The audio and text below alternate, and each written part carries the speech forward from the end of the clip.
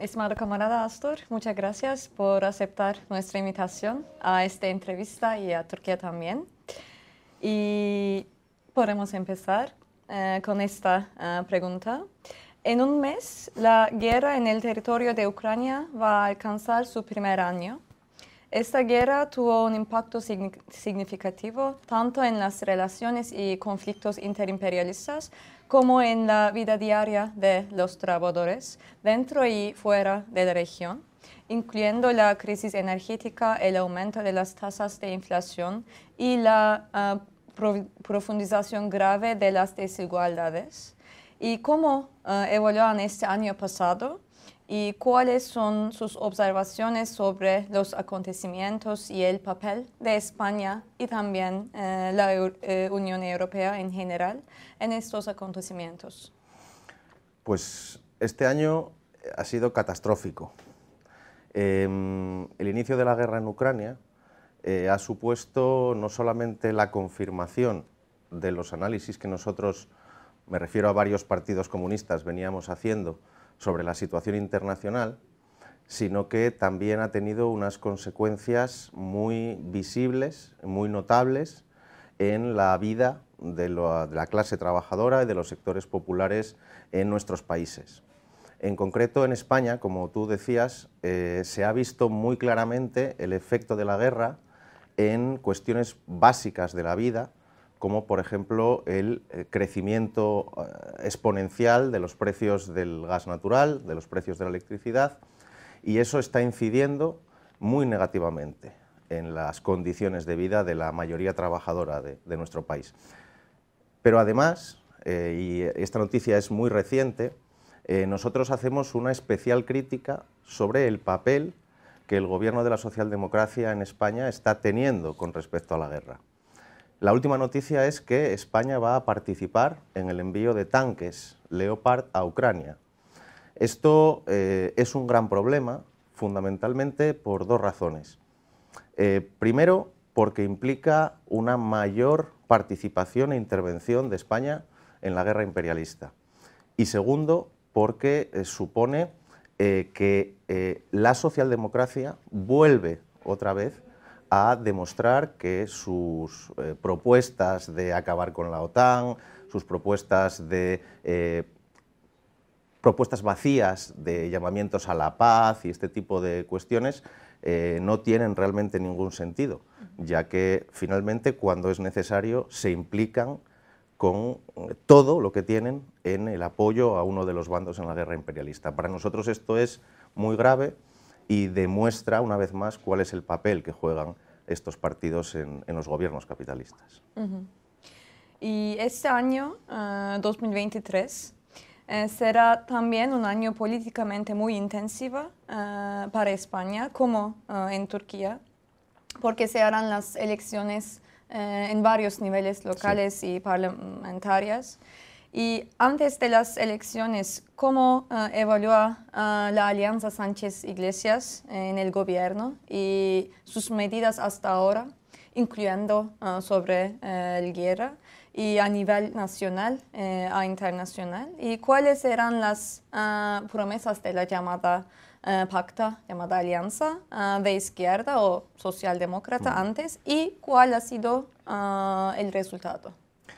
Yo, más que pacto Sánchez-Iglesias, hablaría de pacto entre el Partido Socialista y esa coalición que se llama Unidas Podemos, donde se incluye a Podemos y también al Partido Comunista de España. Esto es importante decirlo, sobre todo en un medio como este, porque nos encontramos con que existe un partido comunista, un partido que se llama comunista, que está participando en un gobierno que envía armas a Ucrania, que organiza cumbres de la OTAN, que organiza todo tipo de reuniones para reforzar lo que es el papel de España dentro de una alianza imperialista concreta.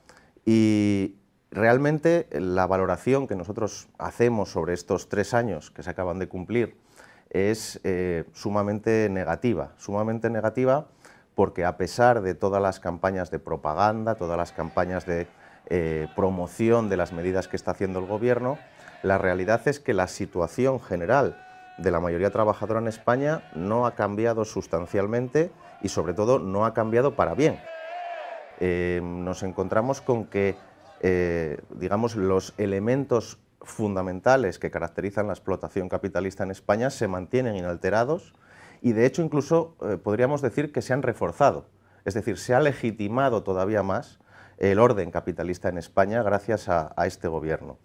En lo concreto, a nivel, por ejemplo, internacional, ¿qué es lo que hemos visto? Pues una subordinación absoluta de la nueva socialdemocracia, de organizaciones como Podemos, a los planes que ya venía defendiendo el Partido Socialista. En ese sentido, si uno lee atentamente el acuerdo de gobierno, no hay ni una sola mención a cuestiones internacionales. Ni se ha puesto en duda la presencia en la Unión Europea, ni se ha puesto en duda la presencia en la OTAN, ni se han puesto en duda la presencia de bases militares extranjeras en España, y una cosa que nos parece sumamente grave además es que cuando el Partido Socialista ha modificado su posición sobre la situación del Sáhara Occidental, el resto de socios del gobierno, por mucho que digan que son solidarios con el Sáhara Occidental, han aceptado este cambio bajo la excusa de que no se pueden alterar decisiones del gobierno. Entonces, esas son algunas de las claves esenciales de estos 3 años. Podríamos estar hablando durante mucho tiempo sobre lo que se prometió y lo que se está cumpliendo, pero por resumirlo, eso sería lo más característico. Y específicamente los 2 años pasados, mencionó la pandemia, que ahora esperamos que dejamos atrás. Han sido extremadamente difíciles para los trabajadores en varios aspectos, y España también es uno de los países más afectados de la pandemia. ¿Y qué queda después de estos 2 años? Pues queda, como decía antes, una situación notablemente peor en 2 cuestiones, podríamos decir.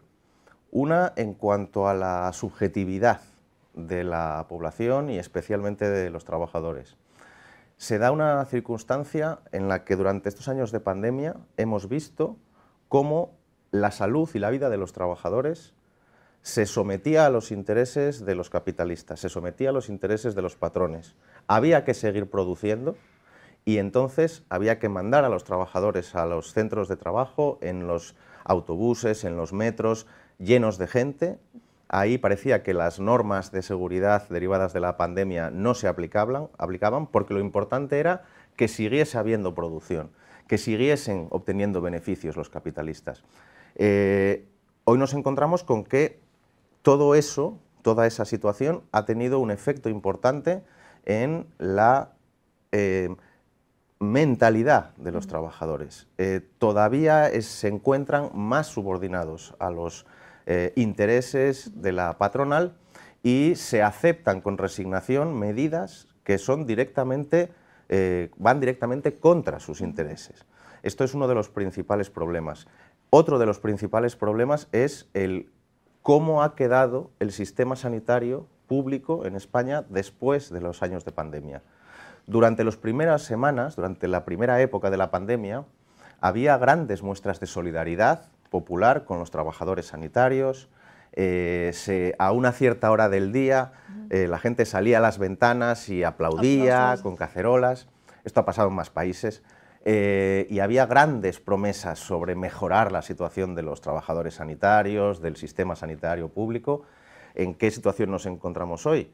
Pues en que se empeora ese sistema sanitario público, se está beneficiando de una manera muy evidente a todo lo que son las clínicas y los sistemas sanitarios privados, y los trabajadores del sector se están movilizando porque sus condiciones empeoran día a día.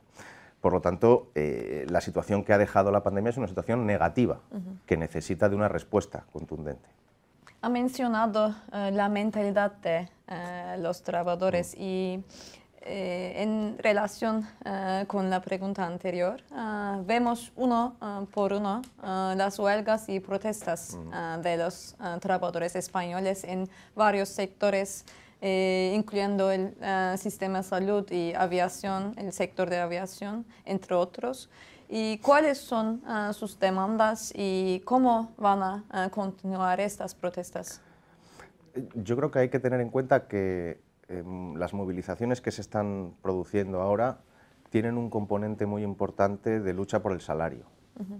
Es decir, el efecto de las altísimas tasas de inflación que se notan en España, el efecto que tienen los precios de los productos básicos, el efecto que tiene en general en las condiciones de vida de los trabajadores y las trabajadoras, están haciendo ver que con los ingresos, con los salarios que se tienen en este momento, la vida empeora cada vez más. Por lo tanto, está empezando a darse una respuesta en términos de luchar por intentar contener esa pérdida de poder adquisitivo, esa pérdida de la posibilidad de satisfacer las necesidades básicas, ¿no? Por lo tanto, hay una parte de esas movilizaciones, por ejemplo las de la aviación que comentabas, pero también otras muchas movilizaciones que está habiendo en sectores de la industria, en sectores del comercio, tienen que ver con intentar obtener subidas salariales que se acerquen lo máximo posible a los niveles de inflación, para que por lo menos no haya una pérdida de poder adquisitivo. En el caso de los sanitarios existe este elemento, pero existe además un componente general de lucha frente al desmantelamiento del sistema de salud pública.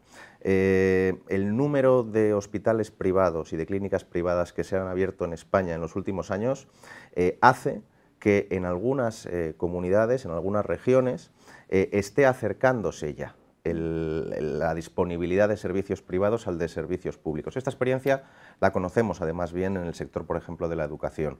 Se está aplicando un modelo muy similar y esto está haciendo que las condiciones de trabajo empeoren y que además los trabajadores del sistema de salud público estén cada vez encontrándose con unas mayores dificultades para desarrollar adecuadamente sus funciones, ¿no? Entonces, esto ha generado un estallido y de movilizaciones que se van dando en las diferentes regiones de España, porque la sanidad es una cuestión que se encargan las regiones de desarrollarla, ¿no? Entonces, esas son las claves un poco de cuáles son las demandas. ¿A dónde puede evolucionar? Eso dependerá del grado de intervención que podamos tener en el trabajo para que demandas concretas de este tipo se vinculen a objetivos más generales. Nosotros insistimos mucho en que ninguna solución permanente va a llegar dentro del capitalismo, ninguna solución permanente a los problemas de los trabajadores va a llegar si seguimos manteniéndonos dentro de un sistema que es el que genera esos problemas. Por lo tanto, dependerá de la capacidad del Partido Comunista de tener más fuerza y de ser capaz de orientar esa lucha hacia objetivos más altos. Y vinculado con eso, sobre su intervención propia, porque será un año de elecciones, ¿y qué tiene en su agenda propia o cómo será su campaña frente a las elecciones basado a estas movilizaciones? Y sabemos que ya tuvieron varias experiencias de campañas electorales, incluso en el Parlamento Europeo. Sí. Bueno, nosotros decías antes que tenemos varias elecciones este año, es cierto. Tenemos en mayo, tenemos unas elecciones locales y también en algunas regiones, y en octubre o noviembre serán las elecciones parlamentarias. Nosotros, a lo largo de este año, trabajamos en general dos cuestiones fundamentalmente. La primera es la que tiene que ver con la carestía de la vida, con la subida de precios de los productos básicos.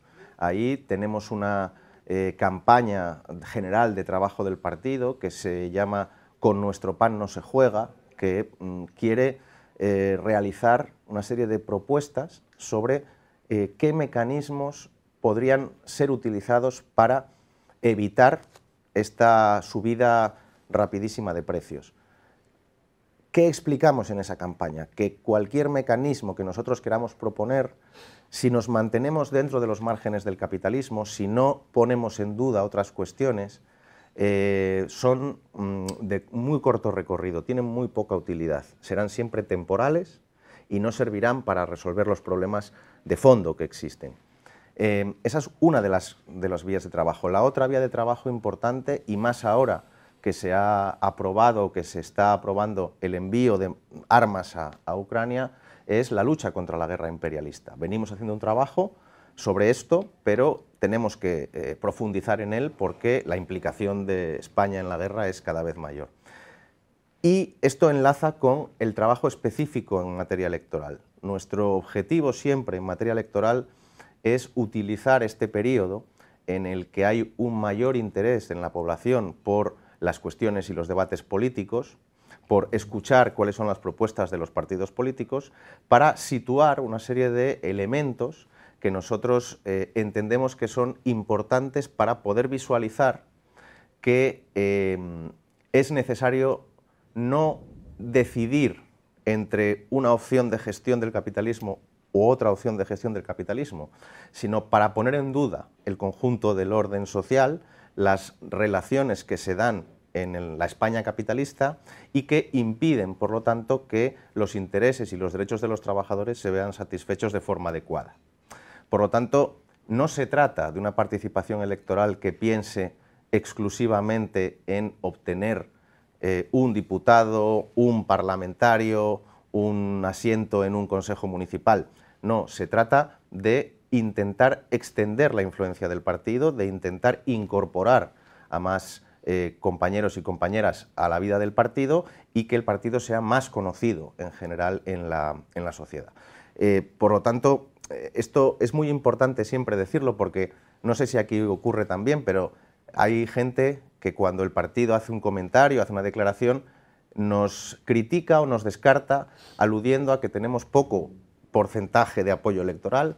Eso no es la preocupación que nosotros tenemos. Nuestra preocupación es ser capaces de señalar en cada momento dónde están las contradicciones que se ven y que vive el pueblo y el trabajar para que se entienda, se comprenda que no hay forma de resolver esos problemas si no es derribando el orden social que los genera. Ese es nuestro enfoque del trabajo electoral y con él vamos a intentar en la primera fase, es decir, en la fase de mayo, realizar poner en práctica algunas nuevas ideas para intentar que sea más efectivo y que los objetivos que tenemos los cumplamos mejor. Nuestra idea es poder tener una campaña y un trabajo significativo en las elecciones generales del otoño. Con nuestro PAN no se juega. Con nuestro PAN no se juega. Y deseamos muchos éxitos para esta campaña y si tienen un mensaje final, podemos finalizar nuestra entrevista. Bueno, nosotros siempre insistimos en una cosa que yo creo que es válida en cualquier parte del mundo. Planteamos a los trabajadores que es necesario siempre confiar en sus propias fuerzas, no confiar en que la solución a nuestros problemas va a venir de quienes los generan. La solución a nuestros problemas no va a venir de los partidos que representan a los patrones. La solución a nuestros problemas no va a venir de los partidos que gestionan el sistema que crea nuestros problemas. Por lo tanto, es necesario confiar en las fuerzas de los trabajadores, es necesario confiar en el conjunto de la clase, en los sectores populares que están día a día con la clase y fortalecer a los partidos comunistas que plantean abiertamente que hay que superar este sistema y este orden social. Tenemos claro que el TKP es el partido al que hay que reforzar en Turquía para conseguir que las cosas de verdad cambien y se transformen. Muchas gracias.